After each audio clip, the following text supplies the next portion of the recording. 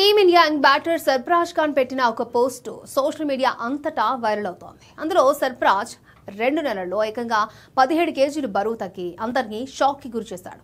కాగా అధిక బరువుతో ఇటీవల జాతీయ జట్టులో చోటు కోల్పోయిన సర్ఫరాజ్ ఫిట్నెస్ పై ఫోకస్ పెట్టాడు. దీంతో ఇప్పుడు బరువు తగ్గి ఫిట్ గా మారిపోయాడు. అయితే ఈ విధంగా బరువు తగ్గడానికి కఠినమైన వర్కౌట్లు, పక్కా డైట్ ప్లాన్ ఫాలో అయినట్లు చెప్పుకొచ్చాడు. అంతేకాదు ఇలా బరువు తగ్గడానికి విరాట్ కోహ్లీ చెప్పిన మాటలే రీజన్ అని చెప్పుకొచ్చాడు.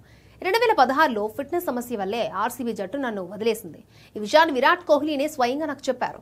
అయితే నా టాలెంట్ పైన తమకు ఎలాంటి సందేహం లేదని, కానీ నా ఫిట్నెస్ నా కెరియర్ కి అడ్డంకిగా మారుతుందని చెప్పాడు. ఆ టైంలో విరాట్ నాతో నిజాయితీగా మాట్లాడి నా పరిస్థితి గురించి అర్థమయ్యేలా చెప్పాడని సర్ఫరాజ్ తనకు విరాట్ కోహ్లీ చెప్పిన మాటలను గుర్తు చేసుకున్నాడు. ఇదిలా ఉండగా గత 2 ఏళ్లుగా డొమెస్టిక్ క్రికెట్లో సర్ఫరాజ్ అద్భుతంగా రాణించాడు. దీంతో గత ఏడాది టెస్టుల్లో అరంగేట్రం కూడా చేశాడు. కానీ మళ్లీ ఫామ్ కోల్పోవడంతో జట్టు నుంచి తప్పించారు.